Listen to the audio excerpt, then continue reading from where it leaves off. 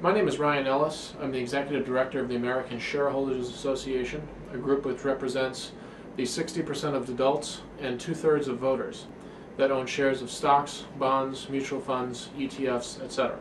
You can find out more about the American Shareholders Association at www.americanshareholders.org. I have three suggestions for what should be in the economic stimulus package, the economic growth package that Congress will be considering. These are three proposals that would grow the economy now and, if they're made permanent, grow the economy on a continuing basis going forward. The first is to permanently lower the capital gains tax rate. Right now for individuals, the capital gains tax rate is 15%. For corporations, it's 35%. On the individual side, that's scheduled under the Obama tax plan to rise to at least 20% in 2 years. Those rates should ideally be zero, but if you cut those rates, you'd increase the value of every capital asset in America today. You'd increase the shareholder wealth of every shareholder in America today. The second is to allow all capital assets, things like computers and equipment, that are purchased by all businesses of all sizes to be expensed the first year rather than slowly depreciated over many years. If you purchase the asset the first year, you should be able to deduct it the first year. That will create a neutrality between investing in capital and simply consuming the money, and will invest in America.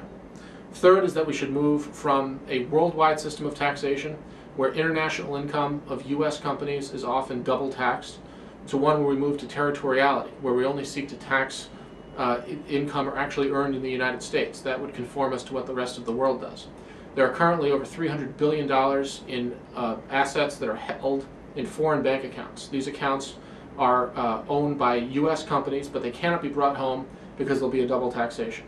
If we allow that money to come home and be invested in America, that would be not only a stimulus now, but it would really allow us to plow forward and invest in growth going forward. We already tried this, if this sounds familiar, back in 2005, when $318 billion of assets were brought home for 1 year, and they paid a much, much lower level of double taxation. That increased tax revenues to the Treasury by some $18 billion that year. Money that never would have come home except for that provision. So if you do all three of those things, lower the capital gains tax, move from depreciation to expensing, and move from a worldwide system of taxation to a territorial one, you'll grow the economy both now and going forward.